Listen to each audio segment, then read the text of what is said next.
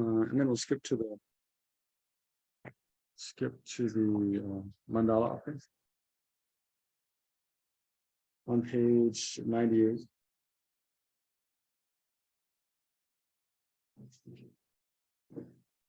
What is the page number? Page 98.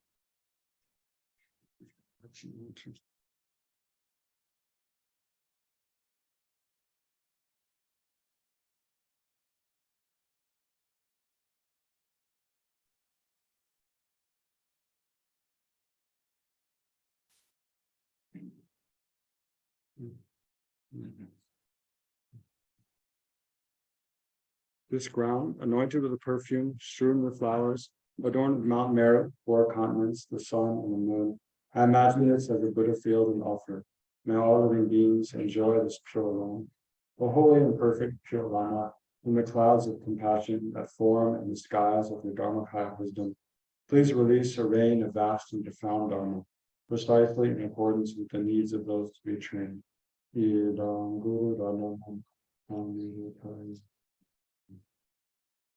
then the refuge in Bodhicitta prayer for the teaching. I go for refuge until I'm enlightened to the Buddha, the Dharma, and the Supreme Assembly. By the merits I create through listening to the Dharma, may I become a Buddha and may benefit all sentient beings. I go for refuge until I'm enlightened to the Buddha, the Dharma, and the Supreme Assembly. By the merits I create through explaining the Dharma, may I become a Buddha and may benefit all sentient beings. I go for refuge until I'm enlightened to the Buddha, the Dharma, and the Supreme Assembly. By the merits I create through explaining the Dharma, may I become a Buddha and to benefit all sentient beings. So then check your motivation briefly, that indeed it is a virtuous motivation, that you're not, so check that you're not listening to the teachings just for your own personal pleasure of this life alone, but that your main motivation is to something beyond, to achieve either a state of well-being, not just for yourself, but for others as well, and not just for this life, but for beyond this life, in the future lives, and up to the well-being of liberation, liberation from samsara, perfect happiness of full enlightenment.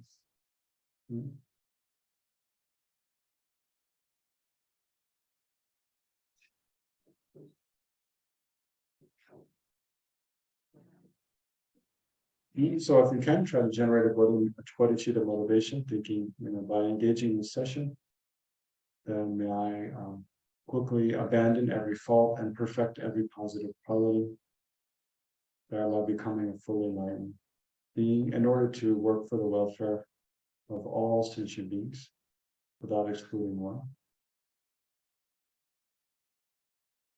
and lead all sentient beings to freedom from the oceans of samsaric happiness and into the peerless bliss of full enlightenment.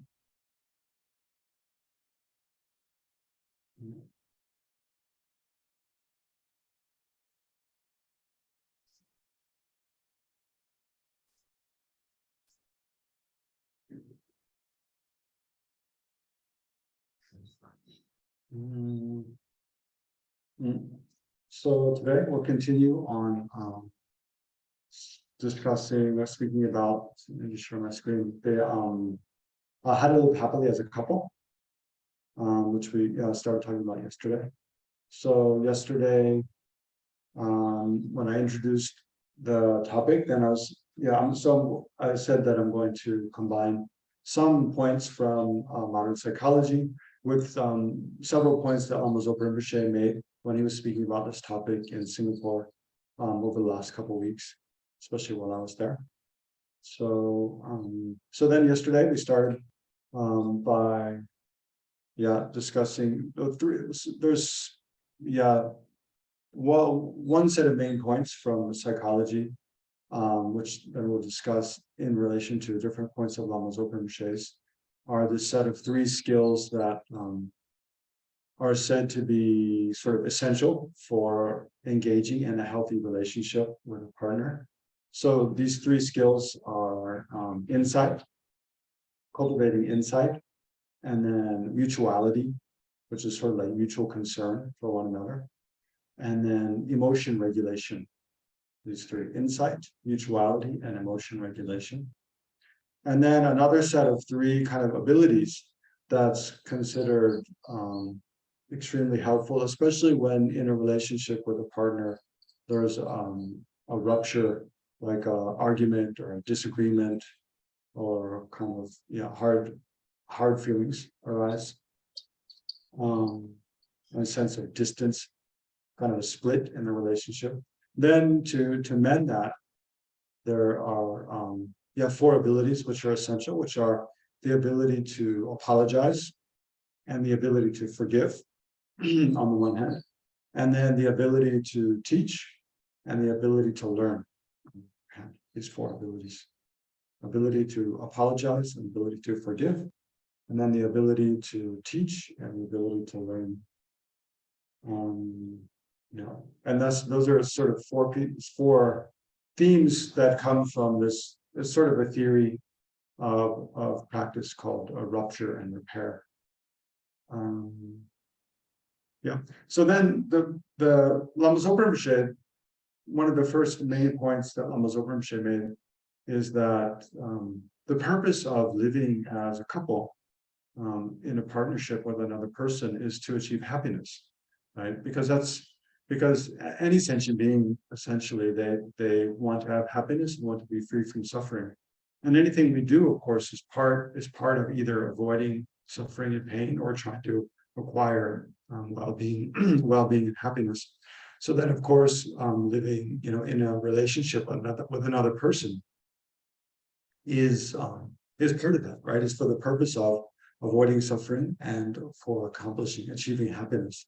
So then Lama Zopa Rinpoche's main point is that then we need to use wisdom in relation to how we live in a relationship, how we interact with a partner, to use wisdom to see, how to bring about happiness by our involvement in the relationship. And then Rinpoche's main conclusion is that the main thing is to practice a kind heart, right? To practice having a good heart, being kind, being loving, being compassionate, caring about the other person.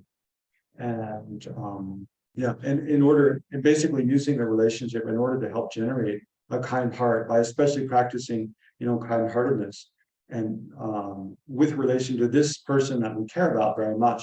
But then by doing that, we can generate more and more, we can generate a stronger and stronger kind heart and be a good example, so that we can affect the other person in the relationship to be more kind-hearted, and then we can affect more and more and more people in our broader family and community and in the world to also practice living with a good heart and being kind-hearted. But then, of course, it's not always easy, because different circumstances arise and disagreements arise, difficulties arise. So then we have to also use wisdom. Then not only we need to have good intention and intend to benefit, intend for the well-being of others, but we have to use wisdom to see actually what specific things to do to bring that about, and especially when hardships and challenges, disagreements arise, then how to overcome those, how to work through those. So that's similar to the first point, according to this researcher in psychology, Joanna Davila, that one skill that's essential in relationships is having insight. So when she says insight, she doesn't mean what we usually talk about, the insight, like special insight in Buddhism. But what she means is something similar, though. It's more similar to what we call wisdom, right? Which is using a sort of analytical, critical mind, a reflective mind, to see, like to check and understand ourselves more deeply, understand another person more deeply, and especially to see what are the things that bring about, what are the things that trigger us and cause us to get upset or feel betrayed, feel let down, feel disappointed, and cause us to be sad, cause us to be angry and resentful, and then likewise for our partner. And then what are the things that make us feel safe, secure, happy and joyous. And then and the same thing for our partner. Like what are our needs? What are our partner's needs? So having that kind of insight and making a habit of reflecting on what's happened in the past. What are things that went well and how can I repeat that? And again, what are things that didn't go well, or mistakes that were made, or misunderstandings that arose? How can I avoid from causing those to happen again, contributing to those again in the future? So getting to know ourselves, reflecting and learning from the past, and then also thinking about the future, how to best do things in the future. All part of this skill of insight, having kind of reflective mind where we think about things and continually kind of learn by observation and reflection. So that's more or less what we talked about yesterday.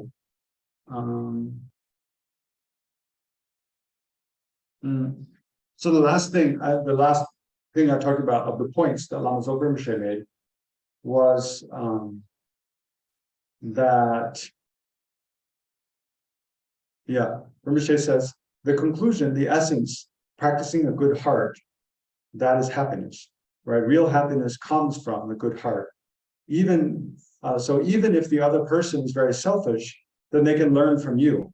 You can be an example to so many people to practice a good heart, right? So this is the last thing. So because it might often, even if in a relationship, people are different, right? So if it might be the case that oneself is really trying to practice kind-heartedness, compassion, patience, but your partner is not interested in that, and maybe even very selfish person, right? So then how do we deal with that situation? Do we just be like, this person is so selfish, I'm just going to leave them and go look for a new partner? Eventually it might come to that. But of course, at first, we don't want to just give up because everyone has faults. We have faults, our partner has faults. So as part of being in a relationship with another person, part of one of the best opportunities that relationship affords is helping each other grow, right? Helping each other see our faults and then overcome them, right? And grow our positive qualities, overcome our faults, and support each other in doing that. In a Dharma center like Choe Khor Sum Ling, that's one of the purposes of having a Dharma center, is to bring people who have a mutual interest in Buddhist teaching and practicing Dharma together, to provide a place where they can come together and learn together with each other and also learn from each other. And through our friendships with our Dharma brothers and sisters, then learn to grow and become more mature and more kind of mentally healthy people in accordance with the Buddhist teachings. So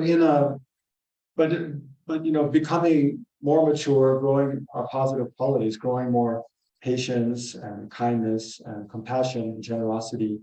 It doesn't have to be in a Buddhist context or in the context of understanding of Buddhist teachings. Just in a general, any relationship that we have, we can try to do that. So, of course, it's easier when both people have the same aim, both people have the same kind of aspiration to do that. But that's also an unrealistic thing to expect, that all of our friends are going to also have a similar aspiration to developing in the way that we want to. So when we're in a relationship with someone who maybe is more selfish and not interested in those kind of things, then we can benefit that person by just being a good example of being kind-hearted. So Rinpoche is saying that, and even in that kind of situation, when another person is very selfish and we're trying to practice kind-heartedness, if we have the expectation that they should also just want to be kind-hearted like we are, want to be altruistic or selfless as we're trying to be, then we're going to be disappointed, right? And that's going to lead to being upset. So rather we have to not have the expectation that they're going to act in the way we are, but rather recognize that just like we have been under the control of afflictive emotions from beginningless lifetimes, and are also, have uncontrollable afflictive emotions arise in this lifetime, then so the other person does as well. They're no different. And we can also think back to the time before we were interested in any spiritual path, how we were similarly kind of, disinterested in those things. So it's not, it'd be an unfair expectation that everyone is, interested in the same kind of practices and the same kind of spiritual or mental development that we are.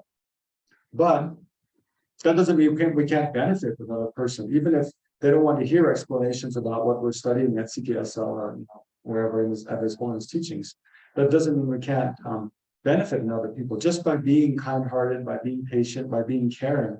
That itself is beneficial to another person. So by setting a good example and acting in a way that another person feels safe, they feel nurtured, they feel supported, then that itself is beneficial to them. So that should be enough for us. Just that we're able to benefit a person by ourselves being kind-hearted, and then gradually, by setting a good example, being a good role model, then that gradually, gently and slowly influences the other person, our partner, and other people in our family and around us.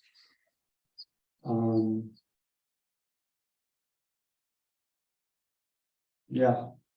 So then this relates to very much to this ability, I was saying from this rupture and repair method. One of the abilities it's said to repair a rupture in a relationship, to repair it, one of the important abilities to have is the ability to teach. So I think this is what Lama Zopa Rinpoche is saying here about being a good example and practicing a good heart is similar to this. It's like, it's related to this ability to teach, ability to help another person learn. So think about like when we go to school, oftentimes if we have a teacher whom they seem like the kind of person that we really don't want to be like.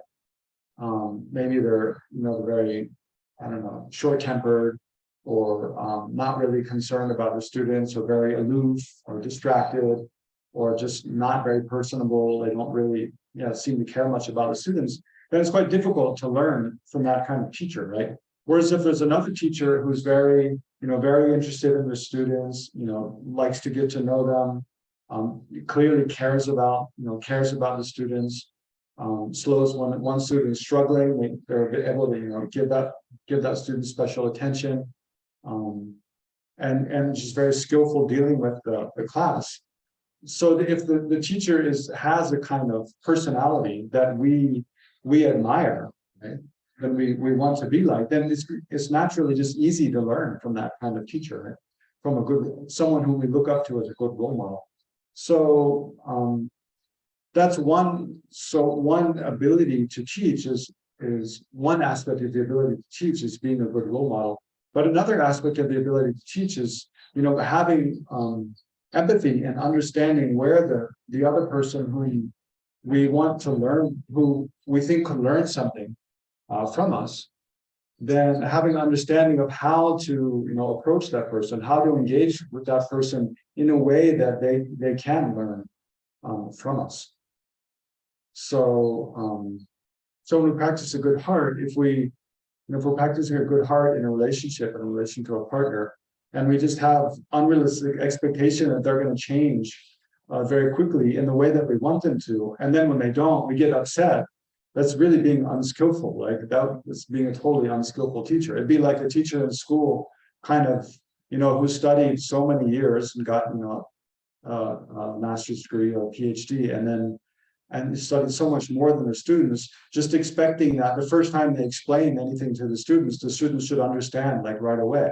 This is a totally unrealistic expectation. So in this rupture and repair theory, it's saying one of the aspects of being a good teacher is having a realistic expectation about the student or the person who's going to learn. So of course, in a relationship, we don't consider our partner like our student. But another person has something to learn. If we feel that we have something that the other person could learn from us, then if we have the unrealistic expectation that in the very first time we explain it, no matter how we explain it or model that behavior, that they should understand right away, and if they don't, we get annoyed, then that's totally being an unskillful kind of teacher. And it's not, not the way to help another person learn. Rather, we have to find situations or circumstances or ways by which we can explain or model something, or ask certain questions, raise a certain issue, and talk about it with a person, such that they're able to gradually come to see what we've already kind of come to understand. So it takes a lot of wisdom, I think, to be a good. I mean, on the one hand, we can be a good example, but actually to help someone learn effectively things is quite, it's not easy. So then Rinpoche, the next point Lamso Rinpoche goes on to make is that, so he's saying the purpose of being in a relationship as a couple is to have happiness, and happiness comes from having a kind heart. And the next thing is, he says that it's important to be mindful that happiness comes from your mind, right? So that having a good heart, he's saying happiness comes from having a good heart, and that comes from your mind. Happiness. So conversely, it's important to understand that happiness doesn't come from outside. Happiness doesn't come from having more material possessions, from having more money, for having more power, having fame or status, all of the 8 worldly concerns. So here Rinpoche made the point that if you think that happiness comes from outside, then Milarepa doesn't have even 1 rupee. So he gave the example of this famous Tibetan yogi, Milarepa, who in the past in Tibet, Milarepa is one of the Tibetan meditators who's most famed to have achieved the state of full enlightenment in that life. He was one of the main. One of the first earliest teachers in the Kagyu tradition of Buddhism. His main teacher was Marpa of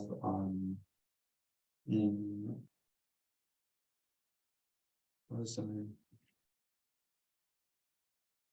He's in southern Tibet, near the border with Nepal. Lojak, it's an area called Lojak, Marpa of Lojak. So Milarepa meditated in a lot of the areas along in Tibet, across the border of Nepal, like behind Mount Everest, and then also in Nepal, some of the high mountain caves. But Milarepa is someone who was, extremely poor his whole life. His father died when he was quite young, leaving his mother and him and his sister to fend for themselves. And then, there's a long history, a long story about Milarepa's life. It's very fascinating, and there's a good book about the biography of Milarepa in English. You can read about it if you're interested. But the main point here is that Milarepa is someone who, although he endured like much hardship, both, before he met his teacher Marpa, and then even after he met his teacher Marpa famously had him build how many towers is it? 3 towers or 9 towers? I forget. But had him build many towers. And then each time I think it was 3 times, build a tower and then tear it down, and then build it in a different place. And really didn't treat Marpa really didn't treat Milarepa with much affection at all, but always kind of shun him and give him the lowest praise and refused to give him teachings for about 9 years, I think. And then finally Marpa did give Milarepa the teachings he'd requested. And then Milarepa went off to meditate. Shortly after that, Marpa passed away, and Milarepa went off to meditate with the heart instructions of his teacher, Marpa. And in that life, and he meditated in very remote caves, not without any possession, not even clothes to wear. At one point, his sister gave him some wool cloth, and he used it. He sewed it into little sleeves to cover his fingers and his toes. And then his sister came to see them, and she was so disappointed that he'd done that. that she scolded him, but he was like, well, those are the parts of my body that are cold, like the rest of me is fine. But Milarepa is someone who he didn't even have a metal pot for his food. He would used to use a clay pot, and the main food he would eat was nettles that he would pick from the mountainside around. But still, but even though he was incredibly poor without any possessions, and his mind was incredibly blissful and very, very joyous to be, to have the opportunity of this precious human life and instructions from Shakyamuni Buddha through and from his teacher Marpa, that upon which he was able to meditate and thereby gradually abandon all of the afflictive emotions, anger, attachment.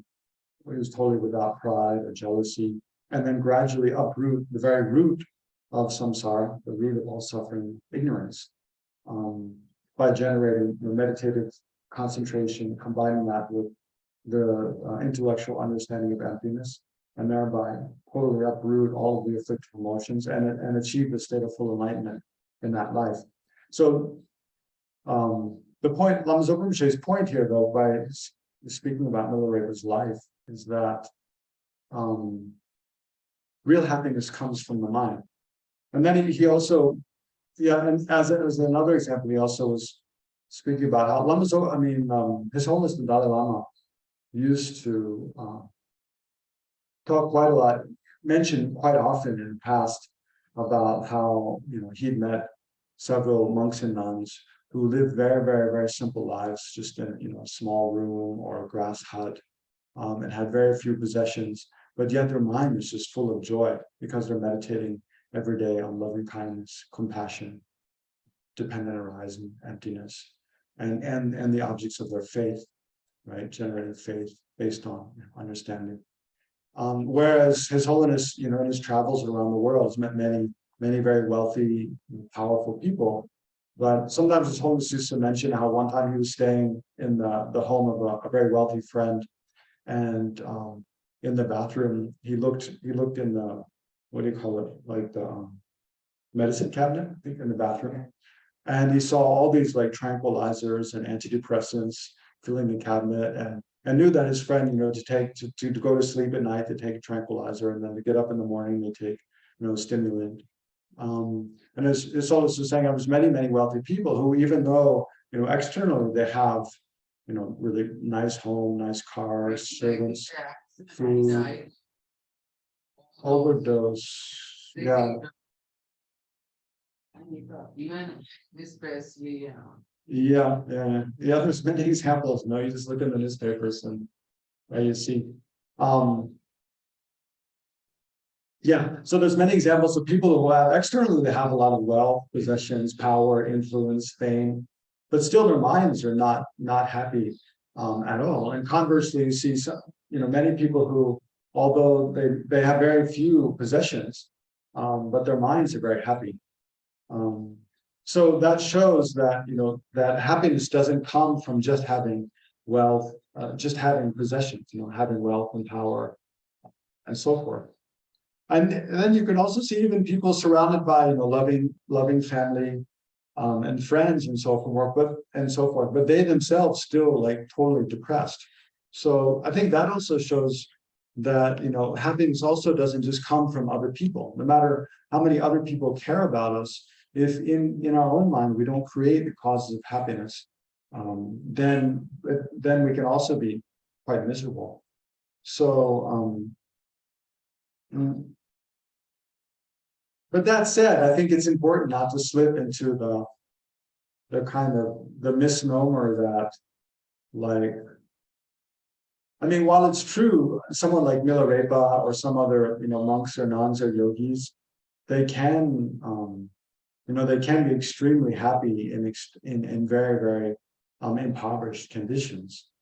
Mentally they're very rich, but externally, in terms of physical circumstances, they can be very impoverished. But that doesn't mean that all people who are poor are happy by any means.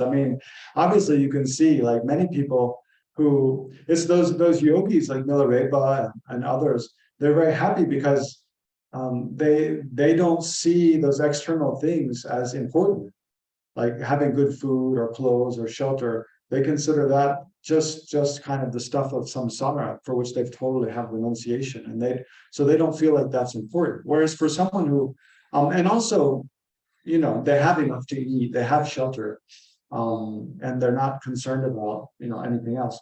Whereas for someone who's very who doesn't have enough to eat and is hungry or thirsty all the time, obviously they suffer a lot. Or for someone who's very sick and they don't have access to medical care, obviously they suffer a lot. So for most of us, and for most of us we don't have pure renunciation for samsara and all the things of samsara. Like we have a desire to have nice clothes, good food, comfortable place to live.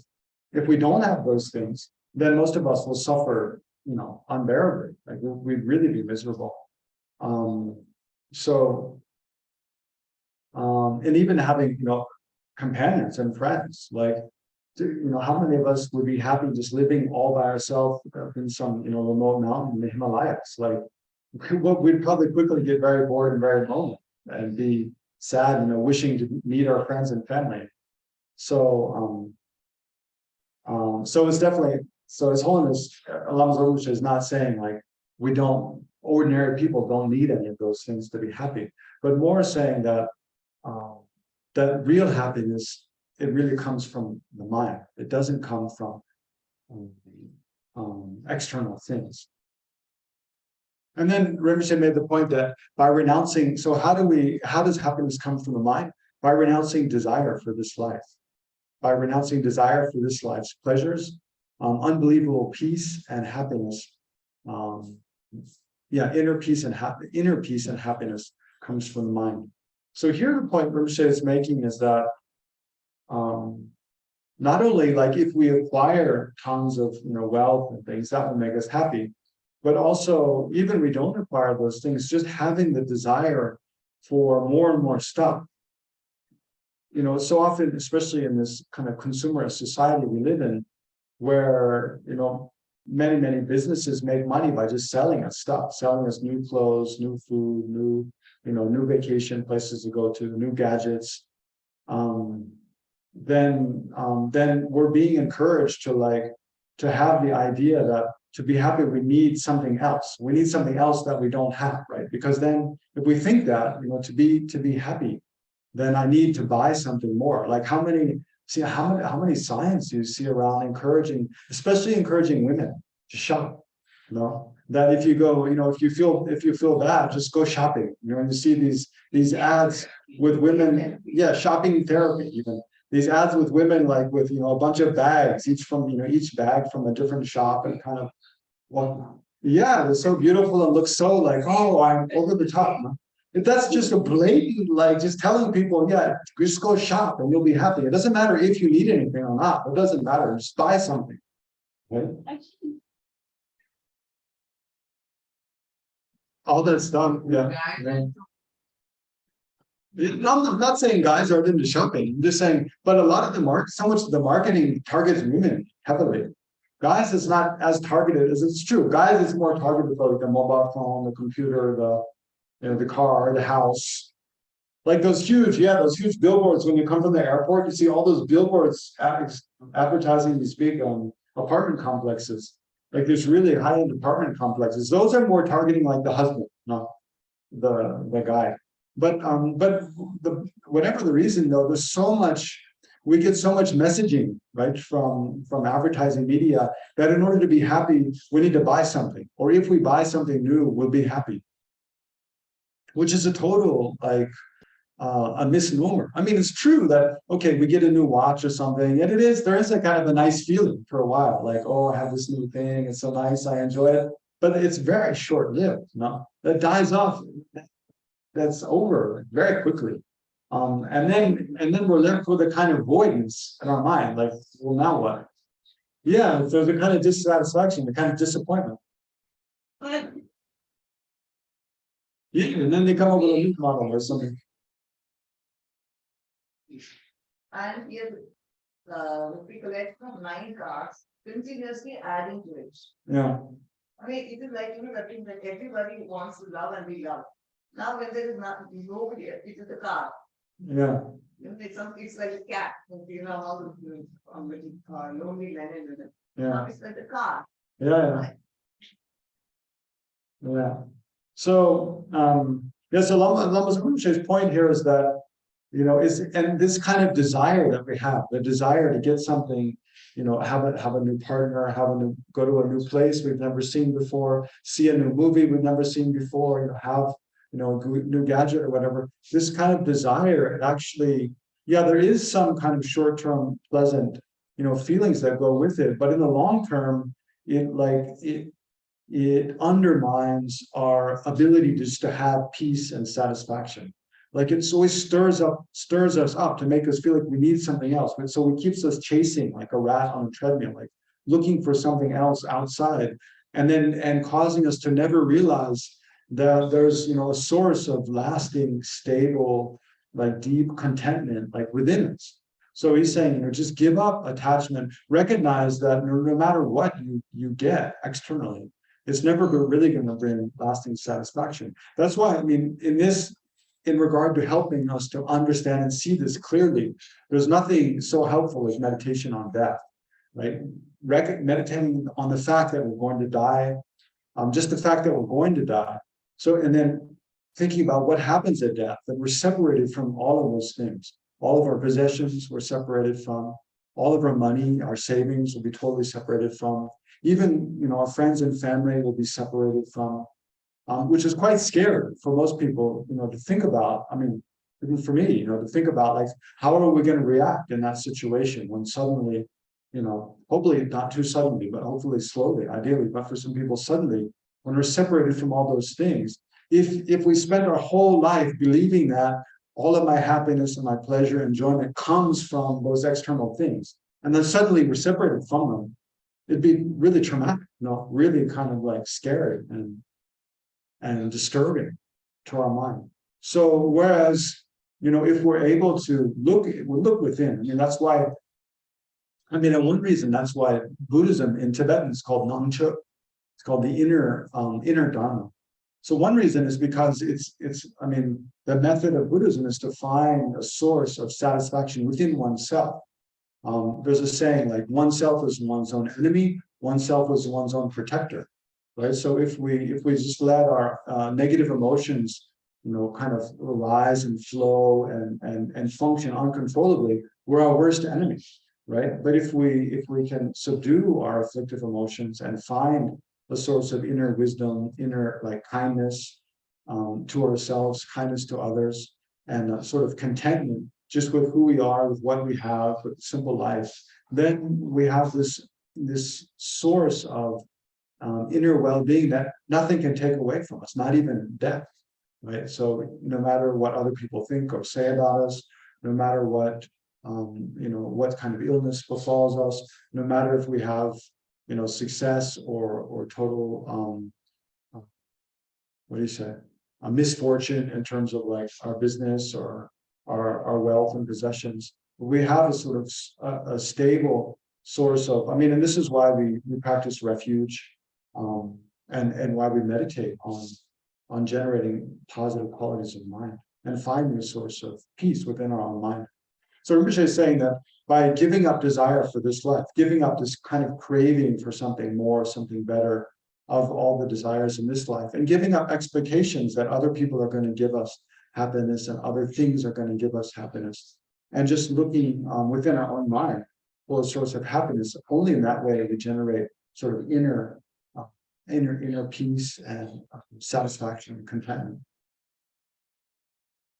But it's a good question. How does, I think it's something, no matter how much you hear someone else explain or talk about, it's something each of us will really have to find for ourselves. Is that true? We have to look within ourselves. Do I have, is it true that I have a source of well-being, contentment, and peace and happiness within my own mind?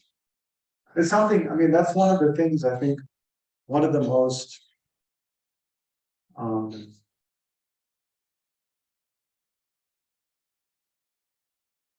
what do you say?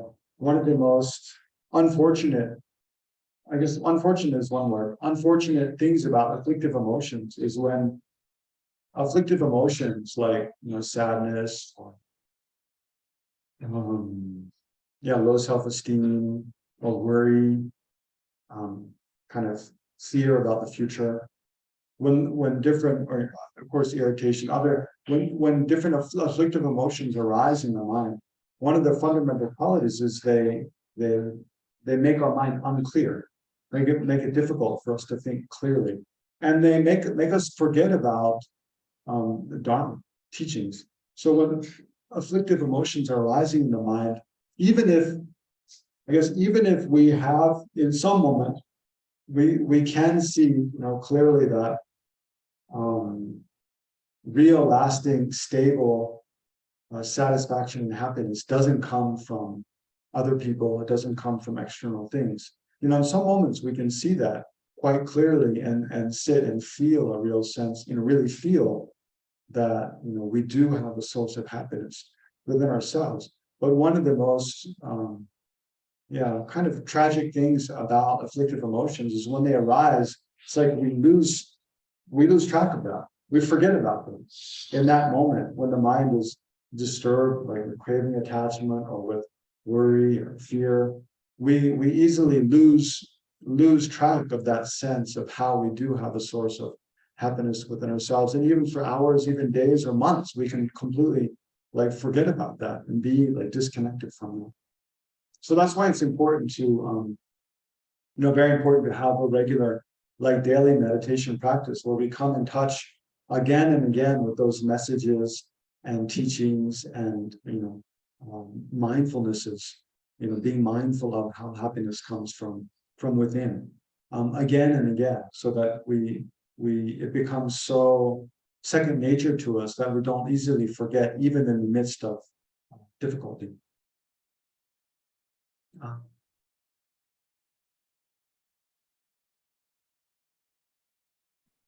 So Rinpoche's message here, then how the importance of practicing the mindfulness that happiness comes from our own mind.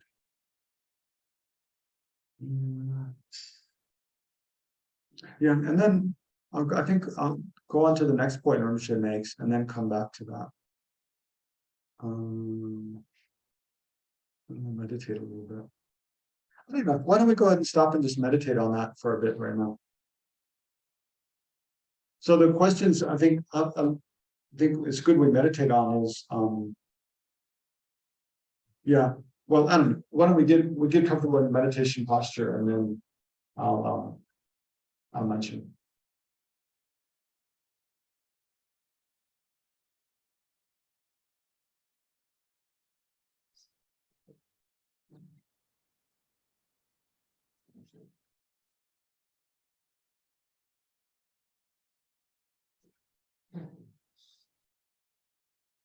So take a few deep breaths and get comfortable.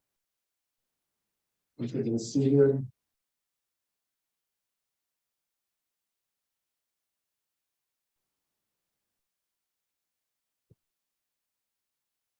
And outside we're cutting some stone, so we're cutting tiles.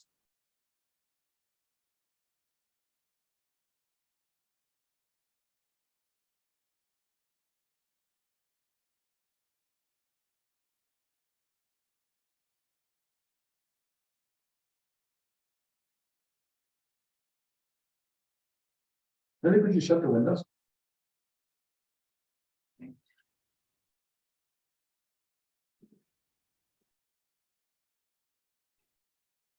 And the door.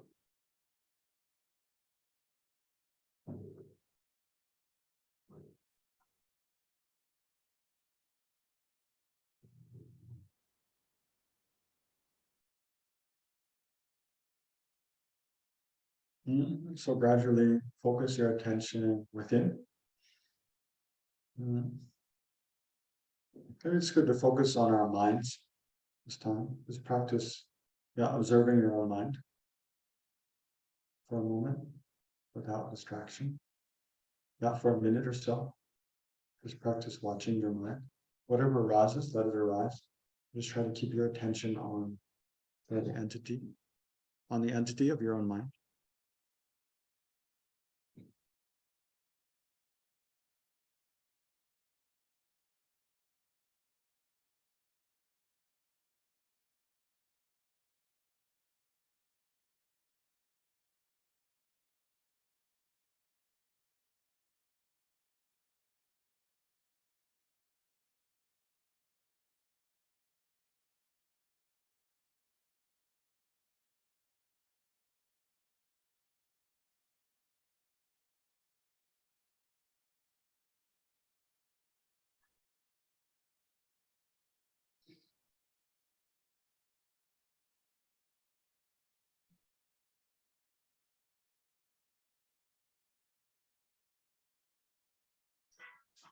Sadhana, could you shut the door?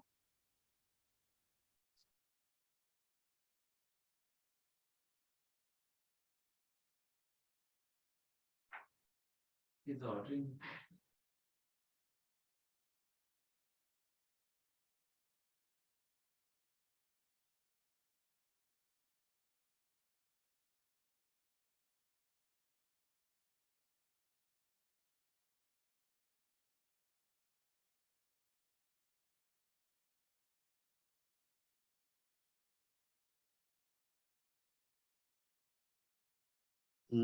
So the main question, I think, is we need to ask is it true that that a more stable, deep, profound, reliable kind of happiness comes from within our own mind? So Rinpoche is saying that real happiness, real peace and happiness comes from our own mind. But we have to ask ourselves, is that true or not? And if so, how is that true? So in thinking about that, you might also want to compare, the kinds of pleasure and happiness that come from outside, from, buying things, from success, from praise, from relationships with others, versus the kind of happiness that we can have, just inside, from within ourselves.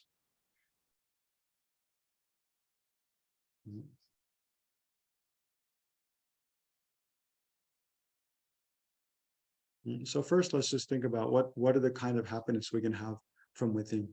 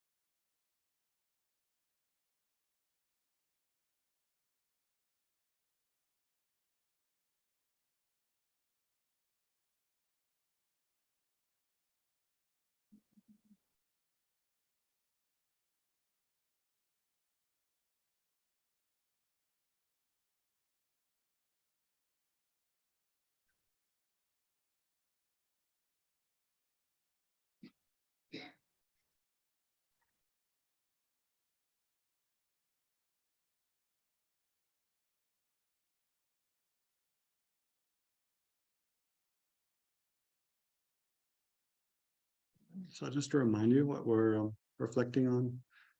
Yeah, checking if is it true that we can that we can develop a stable source of happiness from within, inner satisfaction, inner peace.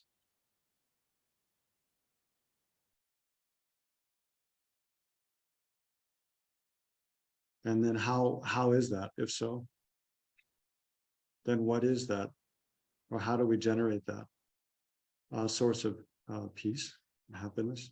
So Lama Zopa Rinpoche says, give up desire for the pleasures of this life. But is there something more, yeah, that we can do?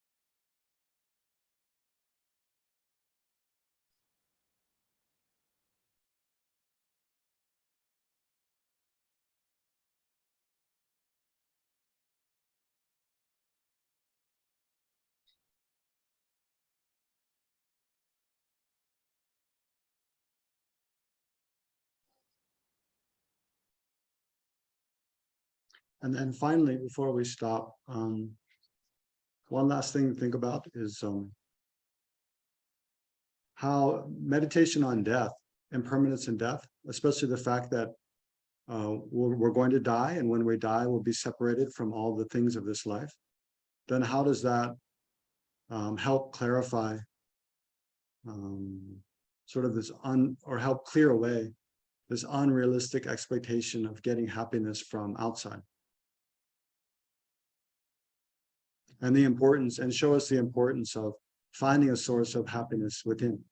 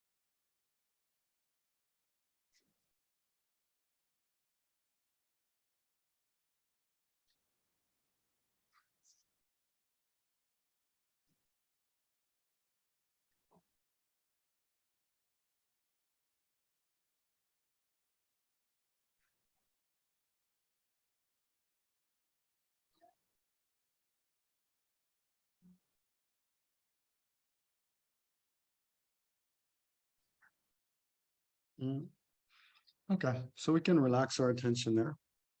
And then we'll take a short break. Say 10-minute. Yeah, 10-minute break. And then, yeah, if you have any questions or comments after that, we can have a discussion.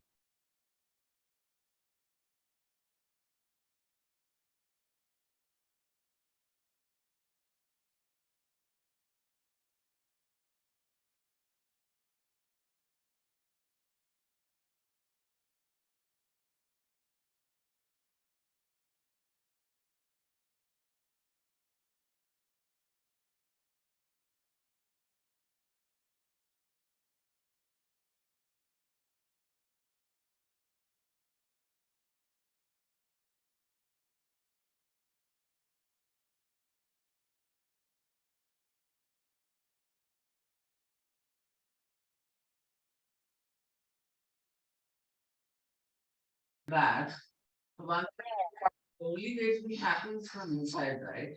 Mhm. Because even if you say that the harm is coming from outside, you can either feel unhappy inside or you can be happy inside, even though you may not be joyful or something. Mhm. So actually, even if the circumstances hard, the happiness cannot come from outside. Yeah. By changing the circumstance, it can come. Did you have some specific example you were thinking of? Or? Well, sometimes you're in a tough of a situation, right? Maybe financially or in job or family situation. And one thing is you have to have the wisdom to know what to do. It will likely solve the problem. But even in the immediate term, you can either be unhappy or you can be happy inside. But in any case, the happiness is only coming from inside. It's not necessarily that you can change outside circumstances very easily. Even if you change it, in the long run, it may not work out. Sometimes they're not even in a position to know what to do. Yeah, for those online, I'm not sure you can hear something, probably not. But the main point she was making was she found in the meditation that yeah, if when circumstances outside are harmful, like things not going well, then you have to try to find the source of happiness inside, because it's not going to come from inside. But you can do that. Yeah, it seems like often just the way you think about things. If you think of something as bad, then you feel disturbed by it. But if you think of it differently, then it doesn't bother you so much, or it can even be a source of enjoyment. Can appreciate it. I don't know, Heather? I really like the meditation on Buddha nature that we do, right? In the water. Like experientially that's very, very energizing for me, and especially on a bad day could be more energizing. So you have these turbulent waters and but you go inside the water, it's very calm. And especially even when I swim, it's like I take this swimming, it's like go hand in hand. When I swim, I meditate, and when I meditate, I get that swimming experience back to me, like just exploring the calmness of the Buddha nature which is there. So I kind of did this meditation also during in this time as well. Yeah, meditation on the Buddha nature, it's because that Buddha nature is always there. It's been there from the beginning of this time. It's here now. It'll always be there. So if we can come into touch with that, that's a real stable source of kind of well-being. But on the water, did you mean like, because on the surface of the water it can be very turbulent, but if you go deep down under, it's always like calm? To imagine that I'm going deep down and it's very calm, and this is the true nature, the true potential of what we have as a Buddha nature, and just stay in that experience. So it's even in a normal day or on a bad day, it's very energizing. It like gives you the dose of the calmness that you have within as well, and can deal with the chaos outside also. Yeah, it can also be very helpful as a way to relate to others, especially when others are doing something that's disturbing us, to recognize they also have Buddha nature and try to relate to that aspect instead of the aspect of what they're doing that's disturbing us.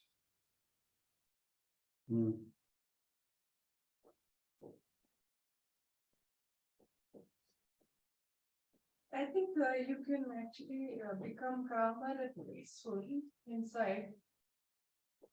I don't know, somehow I find that having the joy doesn't come, but the calm and satisfied and peaceful.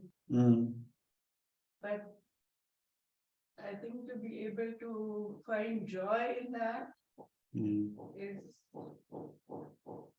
I'm not able to do it. Yeah. I think Tonglen also a certain kind of bodhicitta practice that in a difficult circumstance, how you can feel joy only through those kind of practices. Yeah, in a difficult circumstance, yeah, you can feel joy. Yeah, I think you're probably right. I mean, I think it's also unless you're at a very high level of practice, to have joy come like all the time or something, it's not very realistic for most of us. But sometimes, when you have, strong faith arise, or real appreciation of something arise, then of course there's more joy can arise in those moments. Yeah.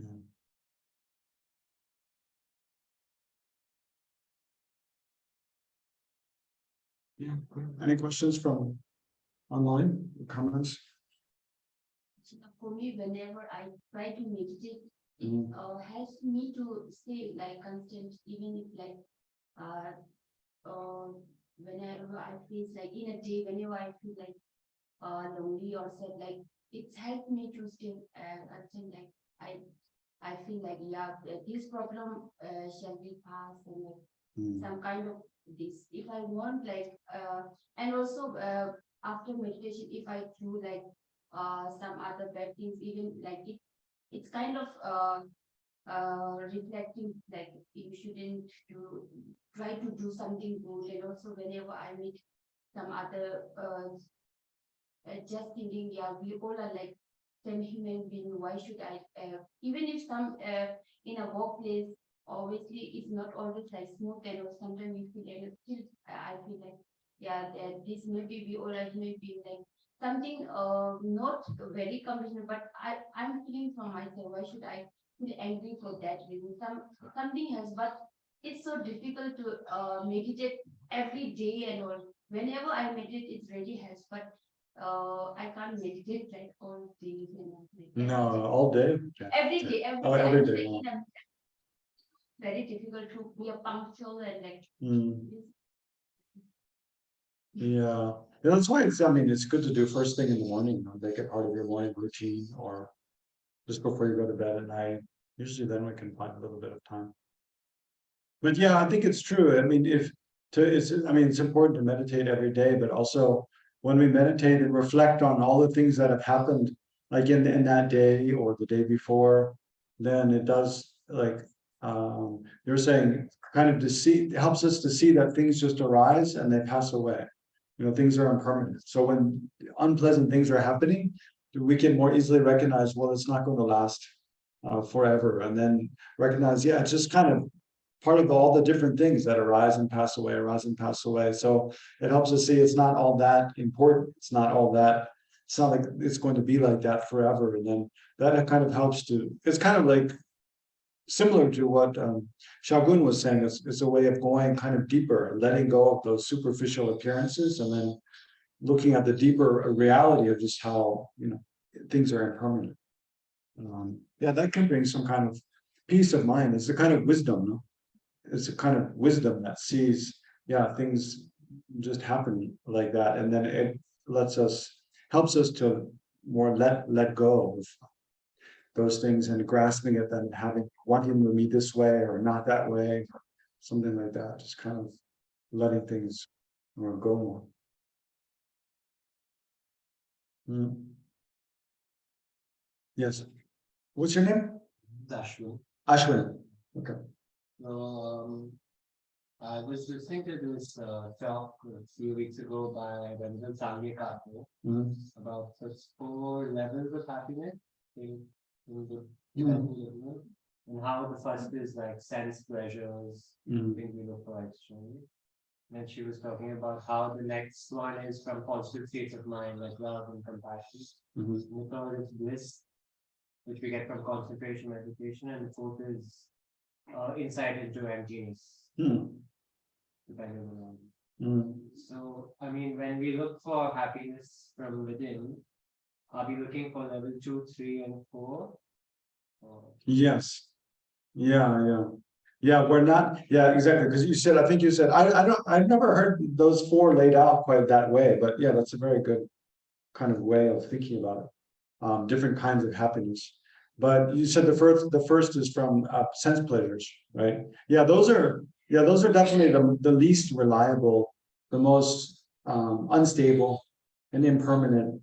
And I mean, sense pleasures, the happiness we get from sense pleasures, yeah, by nature requires external things, because our senses, eyes, ears, nose, tongue, and body sense, they generally perceive things that are external to us. So when we see something outside, smell something, hear sounds from outside, so they all rely on external input.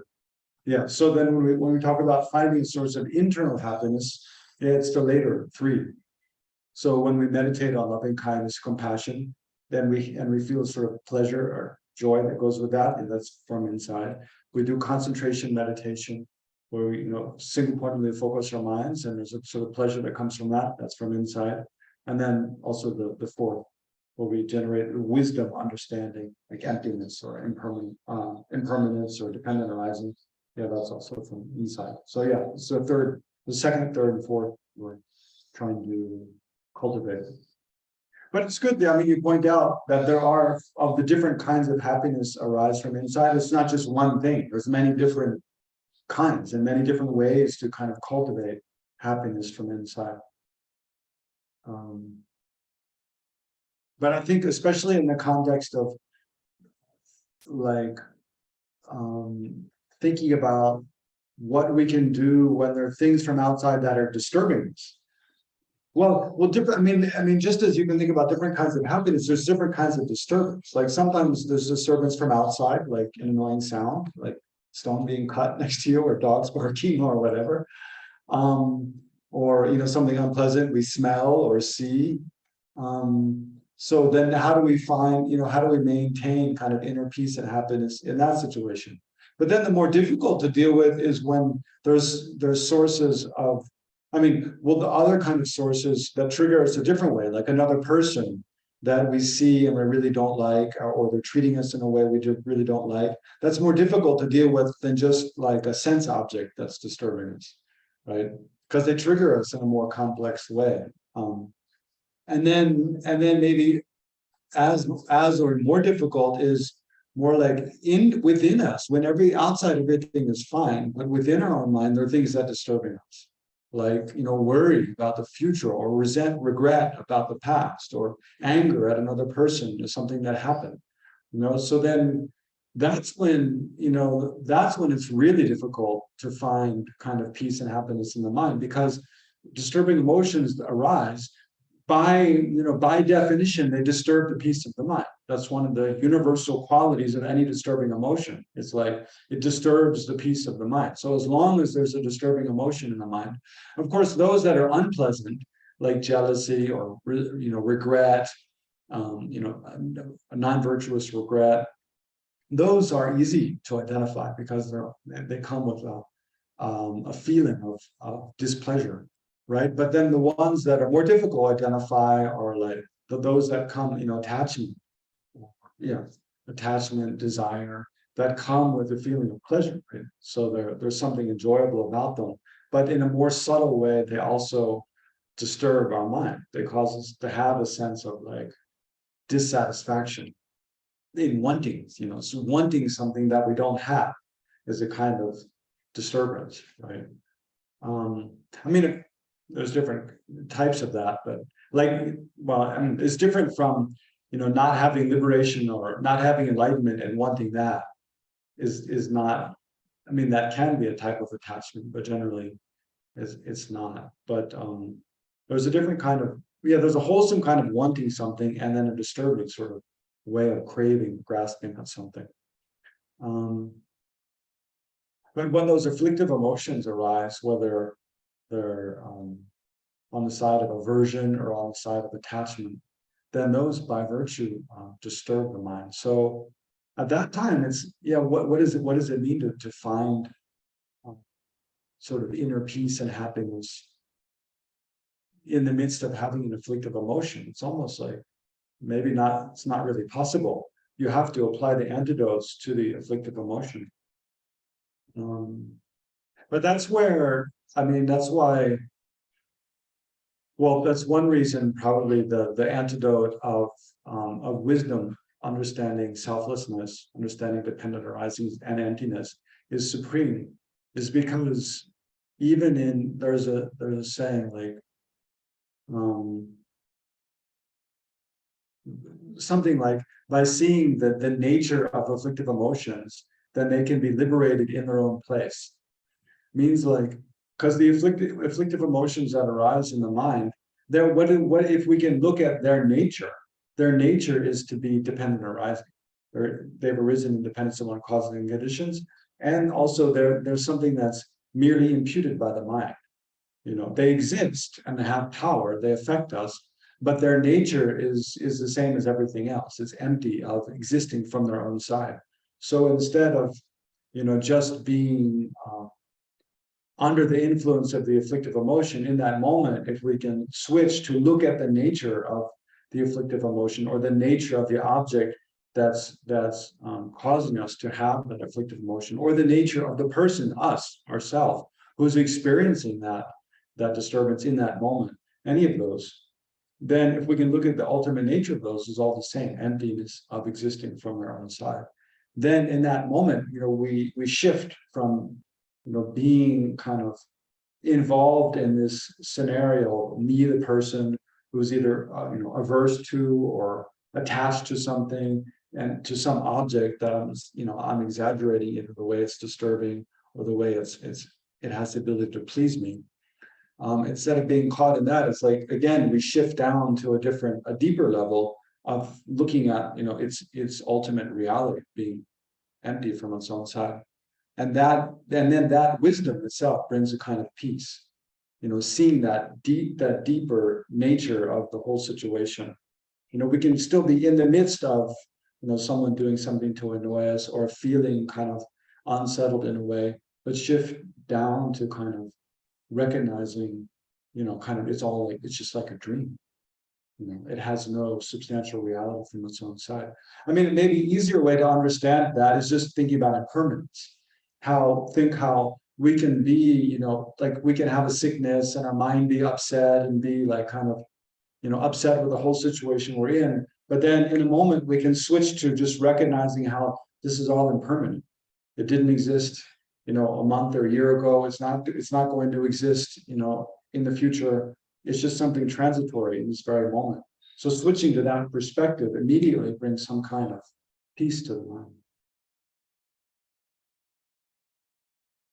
Yeah, that's very important to do, to see how, we can just in any situation, we can shift the way we look at it in our own mind.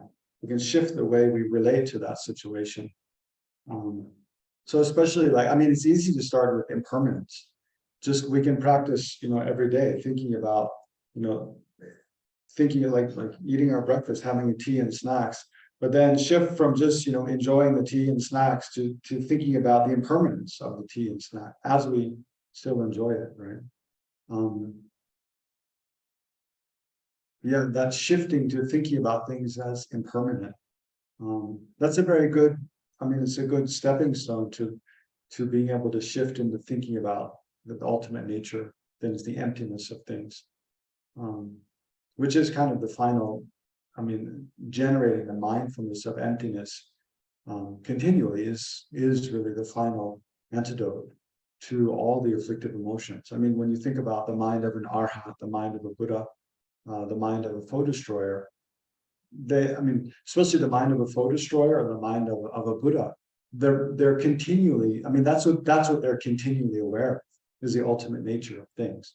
That's why they never experience suffering. That's why they never that's why they never generate contaminated karma, because they're continually aware of the ultimate nature of all things. So there's no grasping at a self, I, an inherent existent self, I. There's no grasping at inherent existent other persons, other phenomena.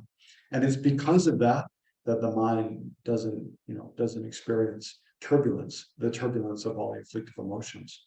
So eventually, like if we want to have liberation from samsara, what is samsara? It's not an external place. It's a state of mind. It's a state of mind of grasping at things as, grasping at things as existing in a way that they don't, and then relating to them in this kind of dualistic and way that generates disturbance in the mind. So the very opposite of that is relating to things in a way that's non-dual, that they're all at one taste, one nature. Like when you a bit, it becomes kind of a little complex, maybe, and because of two sides of it, which are not contradictory, but at one side we are, we get a little detached. It kind of makes us peaceful, but a little bit dull and all. And also pointing to what Archana last said, on the second side is what we try to find joy and bliss, right? And it looks like not just a bodhicitta practice in meditation, but also being more involved with things, with people. That's why we can generate joy, not just with meditation, I think, but bodhicitta in practice. And if I have to generate bodhicitta in practice, which would essentially mean, reaching out to people, being more involved with them, right? So it's like two sides of it. One side, you are more involved with folks, and another side, it's like more detachment. So it's kind of very hard to balance, or probably what you were mentioning, like shifting the mind state. But it kind of becomes a little hard to balance both these things. Yeah, it's all there in different circumstances. Different things are appropriate, but I think it's a misnomer to think that the more you generate bodhicitta and altruism and great compassion, the more you have to be involved with other people.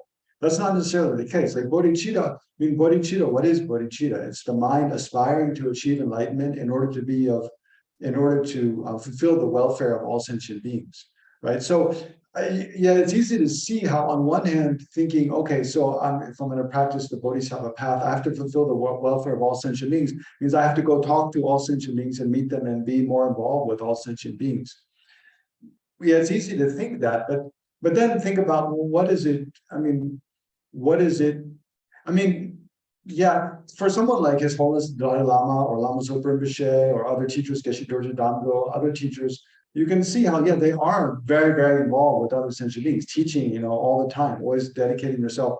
But we have to check for us, is that the level we're at? Like, if we were to be like that, if we were to do that, how would we be? Like, for most of us, I think it's very difficult. First of all, no one's going to recognize us as the reincarnation of the 13th Dalai Lama. So we're just not going to be in that situation. Or, no one's going to recognize us as a great teacher or something and demand all of our time and attention and give us teaching. Even if we're to start going out and teaching, we have to check what's the motivation. Is it selfish and we're wanting, wanting kind of recognition, or and how beneficial is it? So at some level, like at the beginner level, it's like, I think we need to focus more on subduing our own minds. and generating, experience, generating. I mean, why can His Holiness Dalai Lama and Lama Zopa Rinpoche they be such great teachers? Because they've spent lifetimes like generating, deep understanding and experience of the Buddhist path. Like Lama Zopa Rinpoche, look at his example. His last life, he wasn't traveling around the world teaching. He was just living in a cave in, Solukhumbu in Nepal, meditating all the time. And it's probably because of that in this life he could be a great teacher. Or His Holiness Dalai Lama, I mean, he's the 14th Dalai Lama now, but think of His Holiness Dalai Lama is difficult because he's in so many lifetimes he's been playing this role of a teacher. But like it's said that, it's said that he was, I believe, during Shakyamuni Buddha's lifetime in one reincarnation. Right, Sutra was the Lichavi youth. The Lichavi youth. Is it? I don't remember hearing. Right, Sutra, one chapter about this talks about the Lichavi. Yeah, the Lichavi youth are famous in the sutras. Golden Light Sutra, they say. But of course, if you think of it that way, His Holiness supposed to be the emanation of Chandra itself, probably enlightened many eons ago. Yeah.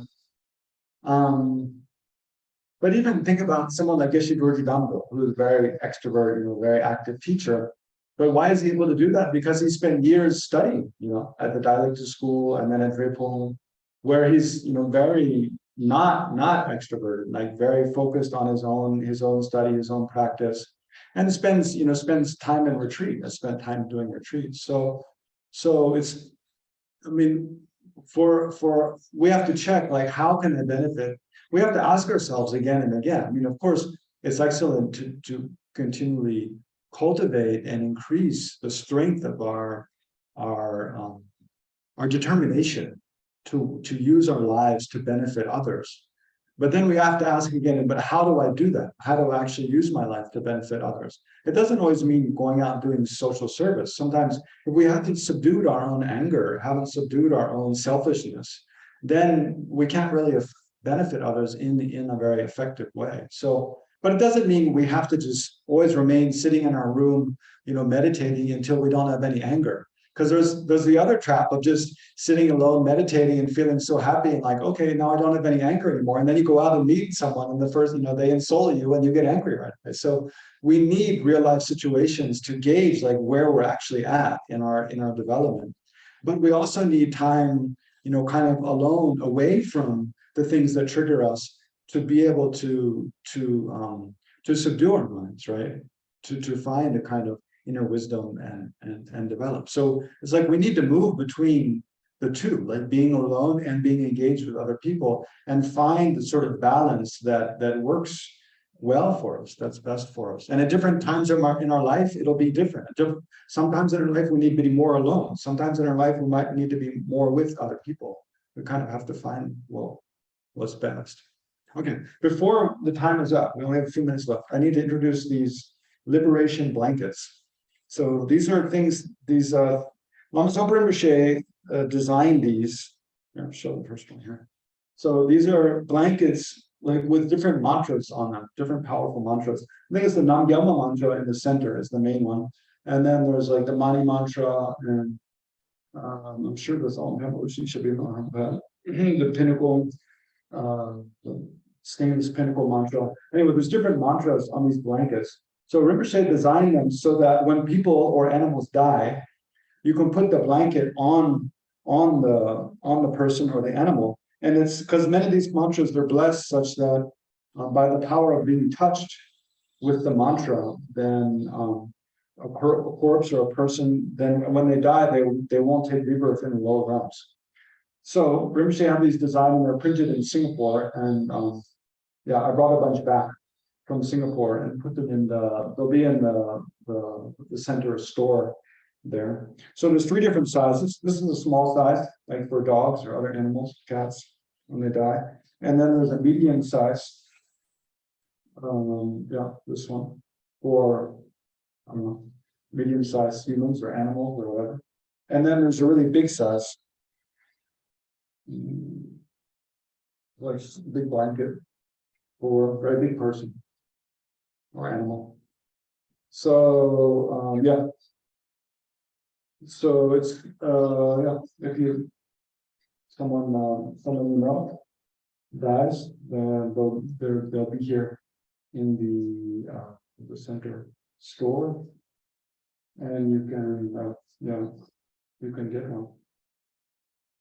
So I just wanted to introduce those. Okay, then we'll dedicate.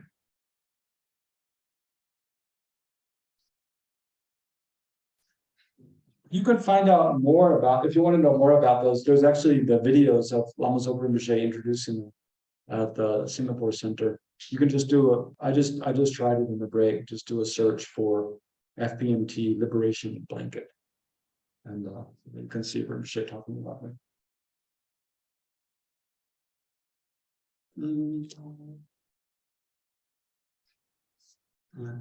Okay, thank you.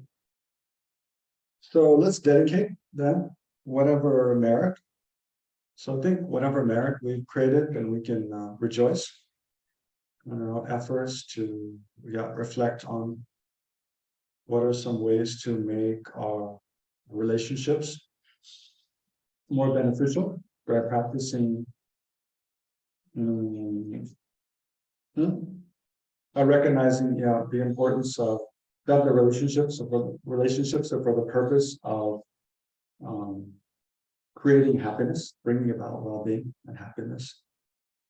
One of the most important things for that is practicing a kind heart, and how it's important to recognize that happiness comes from our own minds. And then different ways we can practice different types of mindfulness, of death, of impermanence, of compassion, of bodhicitta, of interdependence and emptiness, to more and more bring about deeper and deeper satisfaction in our own minds. And by doing so, we can help others to do the same, being a good example. So rejoicing and all that, and then we can rejoice in all the virtuous actions that all other sentient beings throughout the world create in all different walks of life. We can rejoice then in also all the holy activities of Shakyamuni Buddha and all the lineage lamas down to our own teachers of this life, as well as the Lama, Lama Zopa Rinpoche, and others. So this huge ocean of merit gathered together, then we can dedicate that, especially may all couples live in peace and harmony and benefit each other to grow on the spiritual path, developing more and more positive qualities in their minds.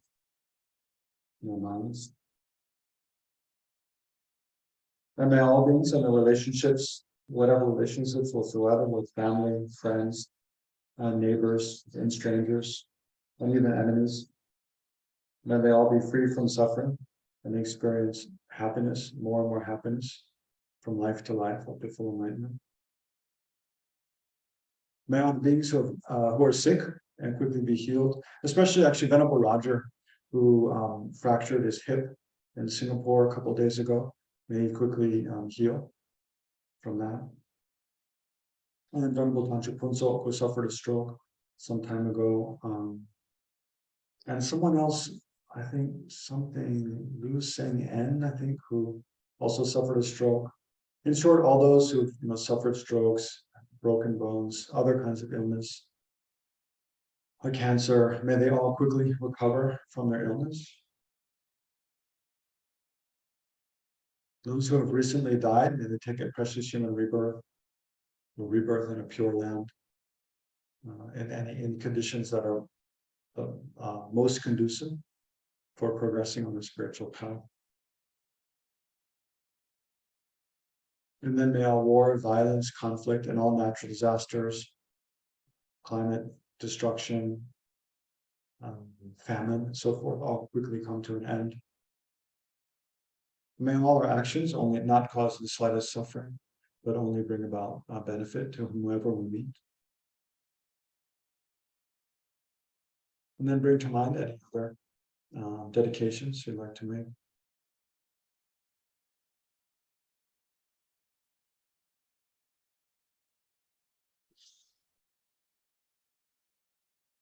And then finally, may the Buddha Dharmas flourish in all directions, and especially in this center, Choe Khor Sum Ling, who is hosting this teaching, the sessions today. May it have all conducive conditions to be able to continue to grow and spread the Buddhist teachings, or offer the Buddhist teachings to many centuries long into the future. And to fulfill all the wishes of Lama Zopa Rinpoche and fulfill the works of his whole style. Okay. Thank you all, and hope to see you again soon. Thank you. Yeah, thank you.